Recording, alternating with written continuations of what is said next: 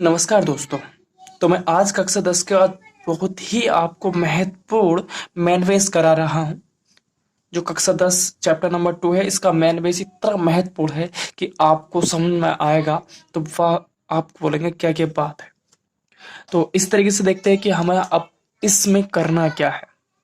तो अब हमें निकालना है कि किसी भी बहुपद का हमें ग्राफ निरूपण, और ग्राफ निरूपण की सहायता से हमें ज्ञात करने हैं उसके शून्यंक। क्या याद करने हैं हमें? उसके शून्यंक ज्ञात करने हैं कि उसके शून्यंक होते क्या है। तो देखते हैं, टाइम ना गवाते हुए हम पहले बात कर लेते हैं कि किसी किसी बहुपद का ग्राफ निरूपण करना। और बीजगणितीय भाषा में जो हमारे बीजगणित के अनुसार है, तो बहुपद पी एक्स का ग्राफ, बहुपद पी एक्स का ग्राफ सभी बिंदु एक्स और वाई का क्या होता है? एक समूह होता है। यानी कि अगर हमें किसी का भी एक ग्राफ खींचना है, तो जो हमारे पास बिंदु होंगे वो एक्स और वाई का समूह होना चाहिए। अगर हमारे पास एक्स और वाई का समूह है, तो हम तभी क्या निकाल सकते हैं? उसके शून्यंक को याद कर सकते हैं और उसे ग्राफ खींच सकते हैं। अगर हमारे पास केवल x का मान y का मान नहीं है, तो हम ग्राफ नहीं खींच सकते। ग्राफ केवल तभी खींचता जब हमारे पास x और y के मान होते हैं। तो अब देखते हैं जरा कि किस तरीके से। तो अब हमें क्या ज्ञात करना है? हमें रेखिक बहुपद के लिए शून्यंक ज्ञात करने हैं। तो हमारे पास में क्या है? रेखिक रेखिक बहुपद के लिए तो पहले हमें करना है रेखीय बहुपद के लिए, कि रेखीय बहुपद के लिए क्या होगा। तो अब अगर हम आपको बता दें कि रेखिक बहुपद होता क्या है, तो इसकी बात कर लेते हैं कि रेखिक बहुपद है क्या। यानी जिस चर की घात एक होती है उसे रेखिक बहुपद कहते हैं। तो रेखिक बहुपद का जो मानक बहुपद होता है वो ये होता है ए एक्स प्लस के सी, और एक शर्त के साथ कि ए का मान बराबर ना हो जीरो के। ये शर्त भी होती है कि ए का जो मान है वो बराबर ना हो किसके? जीरो के। ये इसकी शर्त होती है। तो अब हमारे पास कोई एग्जाम्पल ले लिया हमने रेखिक समीकरण, और रेखिक समीकरण हमने कुछ भी हम ले सकते हैं जो रेखिक समीकरण हो। तो रेखिक समीकरण हमने क्या लिया? हमने मान लिया कि हमारे पास में एक बहुपद है पी एक्स बराबर क्या है? हमारे पास में एक बहुपद है पी एक्स बराबर, और जो हमारे पास बहुपद है उसको हम लिख दिया 2x+3। क्या है? 2x+3। तो अब हमने क्या करा? इस पी एक्स को किसके बराबर मान लिया? y के। हमने मान लिया बहु ग्राफ खींचने के लिए कि y जो बराबर होता है वो पी एक्स के है, और पी एक्स का हम यहाँ पर मान रख देंगे, और जो हमारे पास में x+3 है। कितना है? x+3। तो अब हमें करना क्या है? यहाँ पर ग्राफ खींचने के लिए हमें अपने पास हमने x का कोई भी पूर्णांक संख्या रखना है। हमें अपने आप स्वयं स्वयं की इच्छा से x के लिए हमें कोई एक पूर्णांक संख्या रखनी है, कोई भी पूर्णांक संख्या। तो अब हमने क्या करा? हमने x बराबर के, चलो हमने कर लेते हैं कि हमने x बराबर -2 रख लिया। x बराबर -2 रखने पर, तो अब हमने x बराबर 2 रखा, तो रखेंगे y बराबर के 2 गुणा x के स्थान पर हमें -2 रखना है और +3। तो यहाँ पर क्या हो जाएगा? y बराबर के 2 दूनी 4, और फिर किसके साथ? +3। तो y बराबर क्या बचा? -1। अब हमें कोई भी ग्राफ खींचना होता है, तो उसके ग्राफ खींचने के लिए कम से कम हमें दो बिंदु चाहिए। अभी हमें केवल एक बिंदु मिला है। एक बिंदु क्या माना जाता है? x और y के मान को मिला करके हमें एक बिंदु माना जाता है। तो अब हमें एक बिंदु मिल चुका है। अब हमें क्या करना होगा? x बराबर अपने स्वेच्छानुसार पर माइनस का रखा है, तो अब के हम 2 रख सकते हैं। तब x बराबर के क्या रखने पर? 2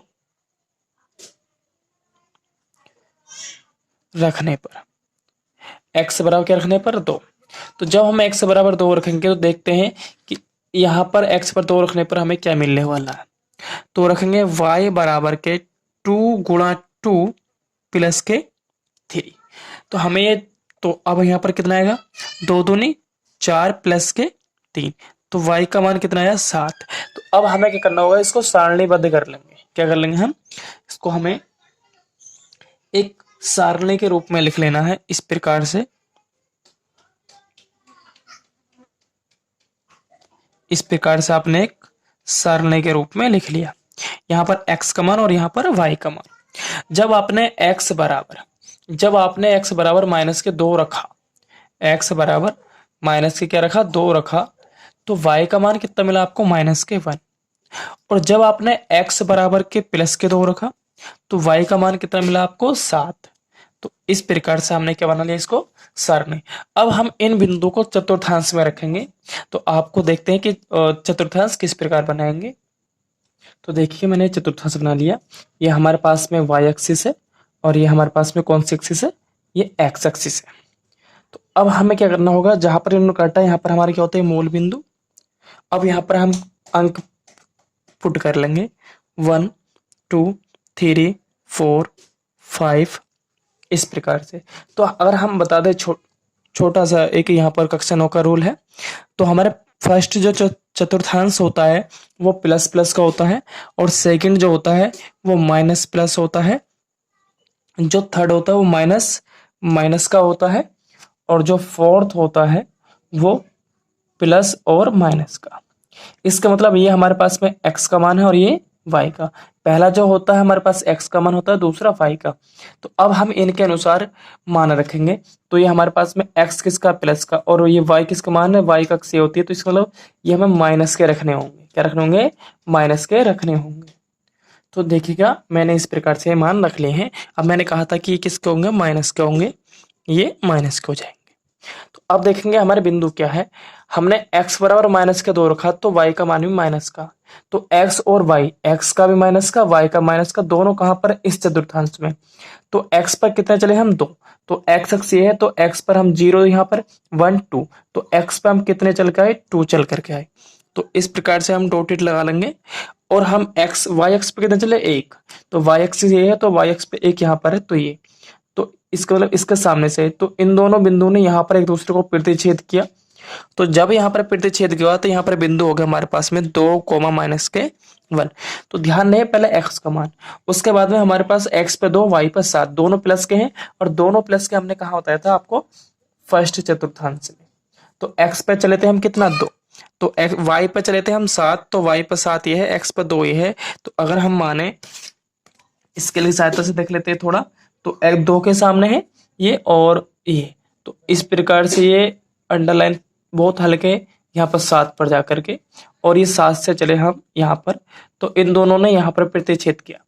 तो अब इन दोनों बिंदु को, ये 2 बिंदु कौन से, ये है 2,7। कितने बिंदु है, 2,7। अब क्या करेंगे हम, इन दोनों बिंदुओं को आपस में मिला देंगे। क्या कर देंगे हम, इन दोनों बिंदुओं को आपस में, जहां पर भी इन्होंने प्रतिच्छेद किया था, इन दोनों बिंदुओं को आपस में हम मिला देंगे। तो ये क्या करा हमने, इस प्रकार से इन्हें मिला दिया ये। तो अब ये देखेंगे, अब हमने बताया था कि बिंदु हमें शून्यंक कहाँ मिलते हैं, शून्यंक मिलते हैं वहां पर जहां पर कोई बिंदु x अक्ष को काटे। तो अब ये बताइएगा, इस लाइन ने x अक्ष को कहां पर काटा, ये यहाँ पर इस बिंदु पर काटा। अब किस किस के बीच में है ये है 1 माइनस का 1 और 2 के बीच। तो माइनस के 1 और 2 के बीच कितना आएगा, 1.5, और 1.5 को हम लिखते हैं 3/2। अब माइनस के हैं तो ये भी माइनस का होगा, और y अक्ष पर कितना काटा है इन्हें, 0। ये जो बिंदु हो गए माइनस के 3/2 और 0। तो हम कह सकते हैं जो हमारे पास में जो बहुपद था उसका जो केवल एक शून्यंक होगा। क्या होगा, केवल एक शून्यंक होगा, और वो क्या है, शून्यंक क्या है, माइनस का 3/2। तो अब हम इसके एक लाइन नीचे लिख देंगे, किस प्रकार से, तो हम लिख देंगे इस बहुपद का ग्राफ एक सरल रेखा है। देखो ये जो हमने बहुपद जो खींचा है क्या है, एक सरल रेखा के रूप में ग्राफ है, और इसका केवल कितना होगा, इस बहुपद का, अतः रेखीय बहुपद का केवल एक शून्यंक है। क्या है, अतः जो हमारे पास में बहुपद है रेखिक, केवल क्या है, एक शून्यंक है, और जो क्या है हमारे पास माइनस का 3/2। तो इस प्रकार से आपको जितने भी हमारे एक रेखिक बहुपद के जो बहुपद मिलेंगे उसके शून्यंक इस प्रकार हम ज्ञात कर सकते हैं उसकी ग्राफ की सहायता से। तो इसका एक एग्जाम्पल और ले लेते हैं हम और देखते हैं कि उसका किस प्रकार से शून्य अंक आएगा और किस प्रकार से ग्राफ होगा। तो देखते हैं अगला जो एग्जाम्पल है क्या है। तो हमारे पास में नेक्स्ट बहुपद जो दिया हुआ है वो दिया हुआ है पी एक्स बराबर के 2x प्लस के 3, तो सॉरी माइनस का 3। तो एग्जाम्पल मैंने वही लिया है, केवल यहाँ पर माइनस चेंज कर दिया है और आपके मैं यहाँ पर वैल्यूज कुछ और पुट करने वाला हूँ कि पहले मैंने जो किया था उनसे अलग। कि आप कुछ बच्चों के माइंड में ये रहता है कि सर ने ये वैल्यू मिला है तो यही को जरूरी है कि इन्हीं को रखें। हो सकता है हम कुछ भी रख सकते हैं, मैंने कहा कि वो आपकी इच्छा है कि आप कोई भी एक पूर्णांक संख्या ले सकते हैं, चाहे वो धन हो या ऋणात्मक हो, अर्थात धनात्मक ऋणात्मक मतलब चाहे वो प्लस की हो या माइनस की हो। तो अब मैंने क्या माना, इसको मान लिया कि y बराबर क्या था मेरे पास में, पी एक्स था और पी एक्स का मान कितना है मेरे पास, पी एक्स का मान है 2x माइनस के 3। तो अब मेरे ग्राफ खींचने के लिए मैंने आपको बताया था कि मुझे x और y के बिंदु चाहिए, और किसी का भी ग्राफ खींचने के लिए, किसी भी बहुपद को या रेखा खींचने के लिए कम से कम मुझे 2 बिंदु चाहिए। उससे अधिक हो चलेगा पर उससे कम नहीं होगा। अगर मुझे कोई भी एक लाइन खींचनी है तो उसके लिए एक बिंदु यहाँ पर, एक तो 2 बिंदु हो, 2 बिंदुओं को ही मिलाकर के एक रेखा बनती है। तो इस प्रकार से हमें रेखा बनाना है, कुछ ही बनाना है, हम तभी खींच सकते हैं जब हमारे पास में कम से कम 2 बिंदु हो। तो देखते हैं इसके बिंदु हम किस प्रकार निकालेंगे। तो देखिएगा मैंने क्या करा, x बराबर के 1 रखने पर मैंने x का मान यहाँ पर रखा जो मेरे पास बहुपद था, और कितना मान मिला, माइनस का 1। तो अब मुझे क्या करना है, x बराबर मैंने 2 रख लूंगा, x बराबर के 2 रखने पर तो रखते हैं यहाँ पर y बराबर, जहां पर भी x है वहां पर क्या रखना है हमें 2, 2 पहले से ही है और x के स्थान पर मुझे 2 रखना है और माइनस के 3। तब y बराबर 2 दूनी 4 माइनस के 3, तो y का मान कितना मिला 1। तो इस प्रकार से मुझे y का मान कितना मिला 1 मिला। तो अब मेरे पास बिंदु 2 मिल गए हैं, तो अब मैं क्या क्या करूंगा, मैं इसको अब सारणीबद्ध कर सकता हूं, और इसको मैंने सारणीबद्ध किया। तो इस प्रकार से मैंने यहाँ पर एक सारणी बनाया, यहाँ पर रखा मैंने x का मान, यहाँ पर y का। तो अब देखते हैं मुझे किस किस प्रकार मिले। जब मैंने x का मान 1 रखा तो y का मान मुझे माइनस का 1। तो मैंने जब x का मान 1 रखा तो y का मान कितना मिला मुझे, माइनस का 1। उसके बाद जब मैंने x का मान 2 रखा, x का मान 2, तो y का मान कितना मिले मुझे 1 मिला। तो अब इस प्रकार हमारे पास ये टेबल बन के तैयार हो चुकी है। तो अब हम इसका ग्राफ खींचेंगे। तो ग्राफ खींचने के लिए मैं पहले x और y एक्सिस खींचूंगा। पहले क्या खींचूंगा मैं, x एक्सिस और y एक्सिस। तो देखिएगा मैंने इस प्रकार से इसे x एक्सिस और y एक्सिस खींच चुका हूं, और इस पे मैंने मान भी पुट कर दिए। तो अब मुझे क्या करना होगा, बस इसके अकॉर्डिंग जहां पर मुझे ये वैल्यू मिलेंगी वहां पर इन्हें रख देना। और मैंने आपको पहले वीडियो में बताया था, सॉरी पहले वीडियो नहीं, इससे पिछले सवाल में, कि कहाँ पर हमारे प्लस के होते हैं। यहाँ पर हमारे दोनों x और y का मान प्लस के, यहाँ पर हमारे पास में x का मान माइनस का और y का मान प्लस का, और यहाँ पर हमारे x का मान ही माइनस का और y का मान भी माइनस का होता है, और यहाँ पर हमारा x का मान प्लस का होता है और y का मान माइनस का। तो अब देखते हैं यहाँ पर x का मान प्लस का है और y का मान माइनस का। तो x का मान तो प्लस का है और y का मान माइनस का, तो इसका मतलब ये जो हमारे बिंदु हैं इस चतुर्थांश में होंगे। कौन से में, चौथे चतुर्थांश में होंगे। तो x पर में कितना चला 1, तो 1 ये है, तो इस प्रकार से हम चले, और y पर भी 1। तो यानी कि हम कह सकते हैं कि इन दोनों बिंदुओं ने यहाँ पर एक दूसरे को क्या करा, प्रतिच्छेद। तो यहाँ पर कौन से बिंदु हो गए, 1 कोमा माइनस का 1। मैंने कहा था पहले x का मान रखना फिर y का। उसके बाद मेरे x पे चला मैं 2 और y पे 1, तो दोनों प्लस के हैं, दोनों प्लस के चतुर्थांश यहाँ पर है, इस चतुर्थांश में है बिंदु। तो जब इस चतुर्थांश में बिंदु है तो x पर मैं कितना चल रहा हूं, 2। तो x पर ये x एक्सिस है, ये क्या है x एक्सिस, तो 1 2 यहां पर चला मैं। तो इस प्रकार में y पर जाना है, तो इस प्रकार में एक यहां से लाइन खींच दूंगा। तो x पर कितना चला मैं 1, तो सॉरी y पर, y एक्सिस ये है प्लस में, और y एक्सिस पे प्लस 1 यहां पर है। तो यहां से मैं लाइन खींचूंगा तो यहां पर मुझे ये मिल चुका है, और ये बिंदु हो गए मेरे पास में 2,1। तो अब एक बिंदु ये मिला और एक बिंदु ये। तो अब मैं क्या करूंगा, इन दोनों बिंदुओं को आपस में मिलाऊंगा। तो जब मैं इन दोनों बिंदुओं को आपस में मिलाऊंगा तो ये इस प्रकार से मिलेंगे, ये इस प्रकार से, तो ये इस प्रकार से मिल गए दोनों छोटे बजाय। तो अब मैं कह सकता हूं कि इस रेखा ने एक्स अक्ष को कहां पर प्रतिच्छेद किया? 1 और 2 के बीच। कहां पर किया? 1 और 2 के बीच। तो 1 और 2 के बीच क्या होता है? 1.5, और 1.5 को मैं लिखता हूं 3/2।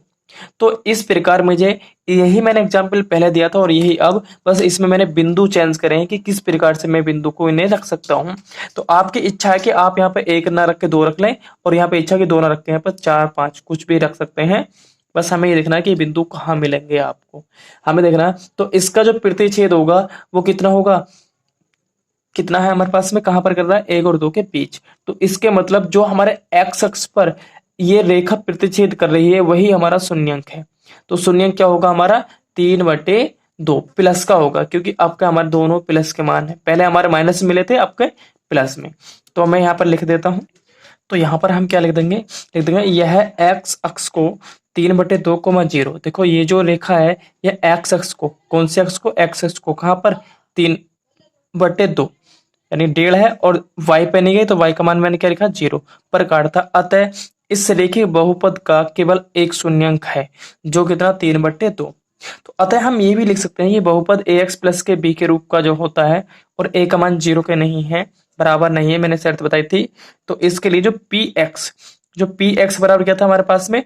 2x माइनस के 3।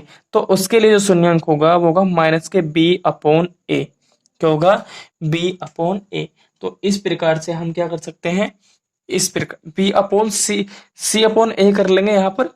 तो मगर हमने वहां पर c नहीं, हमने क्या लिखा? b लिखा है, तो b/a कर लेंगे, ax प्लस के b। तो ये हमारे पास में बहुपद था, और इसके अकॉर्डिंग हमारे पास में क्या हुआ था? क्या था हमारे पास में? 3/2। तो 3 किसका मान हो गया? b का मान, और 2 किसका था? c का। तो इसलिए हो गया हमारे पास में क्या हो जाएगा? माइनस के b/a। तो इस प्रकार से हम, और ये जो सूत्र हमारा सूत्र भी होता है कि हम किस प्रकार से हम निकालते हैं, इस सूत्र को हम आगे पढ़ेंगे शून्यंकों का योगफल और गुणनफल की सहायता में। तो अब हम देखेंगे द्विघात बहुपद के लिए। अब हमने बताया रैखिक के लिए, और अब बताएंगे हम द्विघात बहुपद के लिए। और द्विघात बहुपद जो होता है उसका जो मानक समीकरण होता है, ये होता है, सॉरी मानक बहुपद, समीकरण नहीं, बहुपद, ax² प्लस के bx प्लस के c। तो इसका ये होता है हमारे पास मानक बहुपद। अब हमने कोई एग्जाम्पल उठा लिया है यहाँ से बुक से एक, तो px बराबर के x² माइनस के 3x माइनस के 4, ये हमारे पास में द्विघात बहुपद है। और हम इसकी सहायता से हमें ज्ञात करने की इसके शून्यंक, उस शून्यंक तो हम बहुत इजी तरीके से याद कर सकते हैं, पर हमें बताने हैं ग्राफीय विधि से। कौन सी विधि से? ग्राफीय विधि से। शून्यंक ज्ञात करने के लिए तो हम बहुत इजी तरीके हमारे पास होते हैं, पर हमें ग्राफीय विधि से बताना है कि इसके शून्यंक क्या होंगे और इसके शून्यंक क्या क्या है। तो अब हम बात कर लेते हैं, हमने y बराबर मान लेंगे कि ये y बराबर क्या है हमारे पास में? px है। y बराबर क्या है? px। अब px का मान कितना है?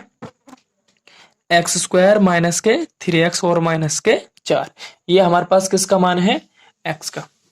तो अब क्या कर लेंगे, हमारे पास जब ये px का मान है तो अब हमें इसमें वही प्रोसेस अपनाना होगा जो हमने रेखिक बहुपद में अपनाया था, कि हम x के मान अपने पास से कुछ भी रख सकते हैं जो पूर्णांक हो। क्या हो? जो पूर्णांक हो। तो रखते हैं फिर, अब यहाँ पर किस प्रकार से रखते हैं देखते हैं जरा। तो देखते हैं कि मैंने यहाँ पर रखा है x बराबर माइनस के 2। तो जब मैंने x बराबर माइनस के 2 रखा तो यहाँ पर रखूंगा मैं x बराबर माइनस के 2। तो जहां पर भी मुझे x मिलेगा, क्या मिलेगा? जहां पर भी मुझे x मिलेगा वहां पर मुझे माइनस के 2 रखना है। तो मैंने यहाँ पर माइनस के 2 रखा, तो ये रखा x माइनस के 2, इसका स्क्वायर था, स्क्वायर माइनस के 3 ऐसे आ गया, और x माइनस के 2 माइनस के 4। अब 2 का वर्ग कितना होता है? 4 बार इस पर 2, जब हम इस पर स्क्वायर सम घात है तो ये प्लस का निकलेगा, माइनस की गुणा माइनस करेंगे प्लस, 3 दूनी 6 और ये माइनस 4, तो 4 से 4 कैंसिल, तो यहाँ बचेगा 6। तो अब हमने इसके हम कई सारे मान रखेंगे, जितने सारे मान रखेंगे उतने हमें इसके वैल्यूज मिलेंगी, और देखते हैं कैसे कैसे करेंगे। तो अब मैंने इसका टेबल बना लिया है यहाँ पर, और मुझे ये मान रखने हैं। तो अब मैंने क्या करा, यहाँ पर मुझे x का मान और यहाँ पर क्या मिलेंगे? y का मान। तो अब देखिएगा मैंने x बराबर रखा था मैंने माइनस का 2, जब मैंने x बराबर माइनस का 2 रखा तो y का मान मिला मुझे 6। अब क्या कर लेता हूं मैं, यहाँ पर इस x के स्थान पर मैं माइनस का 1 रखता हूँ। क्या रखता हूँ? 1। तो जब मैं यहाँ पर 1 रखूंगा तो 1 का वर्ग 1 होगा, और माइनस गुणा माइनस हो जाएगी तो प्लस, 3 एकन 3 तो प्लस का 3 हो गया और माइनस के 4। तो अब हम बात करें तो 4 और यहाँ पर क्या था, प्लस का 1 था, और यहाँ पर भी प्लस के और यहाँ पर प्लस के 3 हो गए, 3 और 1 4, 4 में से 4 जाएंगे तो 0। तो जब मैं एक्स का मान माइनस का 1 रखूंगा तो वाई का मान 0 मिल जाएगा। इस प्रकार से मैं एक्स का मान अब 0 रख रहा हूं। मैंने क्या करा, एक्स का मान मैंने 0 रखा, और जब जब 0 रखा एक्स का मान तो ये 0 ये भी 0, तो वाई का मान कितना मिलेगा मुझे, माइनस का 4। कितना मिल जाएगा मुझे, माइनस का 4। द्वारा समझेंगे, एक्स के स्थान पर मैंने रखा 0, तो यहां पर भी 0 और यहां पर भी 0, कि किसी संख्या की गुणा 0 से करेंगे, जो 0 से टकराएगा वो 0 हो जाएगा, वही प्रोसेस है। तो ये सब 0, तो यहाँ पर क्या जाएगा, माइनस का 4। अब मैंने क्या किया, x बराबर यहाँ पर रखा मैंने यहाँ पर रखा मैंने 2। तो जब मैंने x के स्थान पर 2 रखा, यहाँ पर क्या रखा मैंने 2, तो 2 का वर्ग करूंगा तो कितना आएगा, 2 का वर्ग करा मैंने 4 आया था, यानी 2 का वर्ग करूंगा तो यहाँ पर कितना आएगा, 4। के बाद में माइनस, यहाँ पर 2 रखा मैंने 2, जब मैं 2 रखूंगा तो 2 तिया 6, सॉरी यहाँ पर 4 आएगा, 4। 2 रखूंगा, 2 का वर्ग 4, और यहाँ पर 2 रखा तो 3 दूनी 6, और यहाँ पर 4 था, तो 4 से 4 कटेगा, क्यों, ये माइनस का और ये प्लस का, तो यहाँ पर क्या चाहिए, माइनस का 6। तो यहाँ पर मैं लिख दूंगा माइनस का 6, यानी कि मुझे एक्स का 2 रखने पर वाई का मान कितना मिला, मुझे 6 मिला। इस प्रकार मैं यहाँ पर रख सकता हूँ मैं एक्स बराबर, मैं चलो मैंने 3 रख लिया, क्या रखा 3। तो मैं जब 3 का वर्ग करूंगा, क्या करूंगा, 3 का वर्ग, तो 3 का वर्ग कितना आने वाला होगा, 9, और ये माइनस है। जब यहाँ पर 3 रखूंगा तो 3 तिया 9, क्योंकि जब मैं यहाँ पर 3 रखूंगा तो 3 हो गया, और 3 की गुणा 3 से करूंगा तो 9, तो ये हो जाएगा माइनस का 9, और यहाँ पर क्या बचेगा 4। तो माइनस से प्लस कट जाएगा, क्या होगा, माइनस से प्लस कट जाएगा, तो क्या बचेगा, यहाँ पर बचेगा माइनस का 4। तो जब मैंने x बराबर 3 रखा तो y का मान मुझे कितना मिला, 4 मिला। उसके बाद और कुछ प्रोसेस, अब जैसे कि चलो मैंने यहाँ पर रखा, मैंने x का मान 4 रखा, x का मान क्या रखा मैंने, 4। तो जब मैं 4 का वर्ग करूंगा, यहाँ पर मैंने 4 रखना है, और जब यहाँ 4 रखूंगा तो 4 का वर्ग करूंगा तो यह कितना आएगा, 16। उसके बाद में यहाँ पर 4 रखूंगा तो 4 गुणा 3 से करूंगा तो 4 तिया 12, यहाँ पर हुआ, और ये मेरे पास में क्या था, 4। तो ये भी माइनस का, ये माइनस के दोनों जुड़ जाएंगे आपस में, कितने 12 4 16, माइनस करेंगे तो ये हो गया माइनस का 16 और प्लस के 16, तो कितना आएगा, 0। तो जब मैंने x बराबर की क्या रखा, 4 रखा, तो y का मान कितना मिला मुझे, 0। उसके बाद में मैंने यहाँ पे चलो 5 रख लिया, x बराबर क्या रखा मैंने, 5। तो देखता हूँ कि जब मैं यहाँ पर x बराबर 5 रखने वाला हूँ तो क्या मिलेगा मुझे। तो जब मैं रखूंगा तो 5 का वर्ग करूंगा, 5 की घात 2, 5 पंजे, यहाँ पर क्या होगा, 25। यहाँ पर मैं 5 रखूंगा इसके स्थान पर, 5 गुणा फिर 3 से करूंगा तो 5 तिया 15, तो यहाँ पर कितना हो जाएगा, 15 हो जाएगा, और यहाँ पर ये 4 पहले से ही है। तो अगर हम बात करें यहाँ पर, तो हमें कितनी वैल्यूज मिलने वाली है यहाँ से, तो देखते हैं, 15 4 19 हो जाएगा ये, और 19 में से हमारे जो 5 जाएंगे तो कितना बचेगा, 6। तो इस प्रकार से हमारा ये आ जाएगा। तो इस प्रकार से हमारे क्या मिल गए, एक्स और वाई के मान मिल गए। आप सोच रहे हैं कि इतने सारे क्यों निकाले हैं, केवल यहाँ समझाने के लिए, हम कहीं नहीं करेंगे, हम बहुत सिंपल तरीके से निकालते हैं, मगर ये चीज आपके समझ में बहुत जरूरी आना है। अगर ये समझ में नहीं आ पाएगा तो आप ज्यादा प्रोग्रेस नहीं कर पाएंगे, तो आपको समझना है। अब यहाँ पर आप कुछ भी मान रख सकते हैं, यहाँ पर और भी निकाल सकते हैं, या इनसे कम कम मान निकालने में भी काम चला सकते हैं। तो अब हम इसका क्या करेंगे, ग्राफ खींचते हैं, तो देखते हैं कि हमारा ग्राफ किस प्रकार से आएगा। तो चित्रों को ध्यान से देखेंगे कि मैं आपको किस प्रकार से समझा रहा हूं। अगर आप इससे नहीं देख पाएंगे, चित्र बनने नहीं आएंगे, तो अगला चैप्टर जो हमारा आ रहा है, चैप्टर नंबर 3, वहां पर हमें ग्राफ ही खींचने हैं। तो आप इसी चैप्टर में अगर ग्राफ खींचने सीख जाएंगे तो वह चैप्टर आपके लिए बहुत ही इजी हो जाएगा। तो अब बात करते हैं हम इन बिंदुओं की। तो अगर मैं बता दूं, तो मैंने आपको दो सालों में पहले बता दिया है कि दोनों प्लस प्लस के होते हैं, और ये माइनस और प्लस, और ये हमारे पास में क्या होता है, चलो बता दूंगा मैंने भी। अब देखते हैं हमारा एक्स का मान माइनस का, तो माइनस के 2,6, माइनस के 2,6, तो 2,6 कहाँ पर मिलने वाले हैं, तो 2,6 जो मिलेंगे वो इस चतुर्थांश में, पहला प्लस है दूसरा माइनस। तो अब हमें देखना 2,6, तो एक्स पे चलना है मुझे 2, तो एक्स पे चलना है मुझे कितना 2, और वाई पे 6, तो वाई पे ये चला मैं यहाँ पर 6 है वाई, और एक्स पे 2 इस पर कर जाऊंगा तो मुझे बिंदु समथिंग यहाँ पर मिलने वाले। तो यहाँ पर बिंदु मुझे मिले और ये बिंदु हो गए मेरे पास में -2,6। उसके बाद में बात कर लेते हैं -1,0। 1,0 इसी चतुर्थांश में होंगे, तो x पे चला मैं 1, y पे 0, x पे चला 1 और y पे 0, तो y पे यहीं पर, तो ये बिंदु मिला मुझे यहाँ पर, ये बिंदु यहाँ पर मिल गया। उसके बाद में हम देखते हैं हमारे पास में नेक्स्ट बिंदु क्या है। नेक्स्ट बिंदु है 0,4। x पर चला मैं 0 और y पर चला मैं 4, पहला प्लस दूसरा माइनस, तो पहला प्लस दूसरा माइनस कहाँ पर हमारे चौथे चतुर्थांश में, और मैं y पे कितना चला था मैं 4 और x पे 0, तो x तो यहाँ पर बैठा रह गया मैं, और y पर कहाँ तक आ गया, यहाँ तक, ये मैं यहाँ तक आ चुका। तो एक बिंदु यहाँ पर मिला मुझे कितना, 0,4, ये बिंदु यहाँ पर मिला। उसके बाद देखता हूँ कि मेरे पास में कौन से बिंदु है। उसके पास में मेरे पास में बिंदु है 2,6, इसी चतुर्थांश में है 2,6, x पे 2 y पे 6, तो मैं x पे चला 2 और y पे 6, x पे चला मैं कितना, y पे चला मैं 6, x पे 2, तो x 2 यहाँ इस साइड में और इस साइड में आएगा, और ये, तो ये बिंदु हो गए मेरे यहाँ पर। तो ये कौन से बिंदु हो गए, ये हो गए मेरे पास में 2,-6।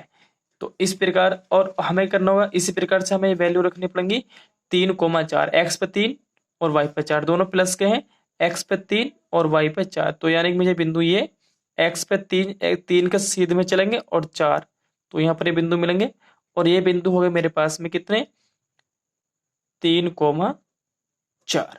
उसके बाद में मेरे पास में कुछ और बिंदु हैं अभी, 5,6, तो x पे 5 और y पे 6, x पे चला मैं 5 और y पे चला मैं 6, तो समथिंग मेरे पास में जो बिंदु मिलेंगे, x पे चला मैं कितना 5 और y पे 6, तो समथिंग मेरे पास यहाँ पर ये बिंदु आ जाएंगे। इस प्रकार से बिंदु समथिंग यहाँ पर आएंगे ये। तो अब मुझे क्या करना होगा, इन बिंदुओं को मिला देना होगा। तो अब मैं इन बिंदुओं को मिलाऊंगा किस प्रकार से, तो मैं इन बिंदुओं को मिलाऊंगा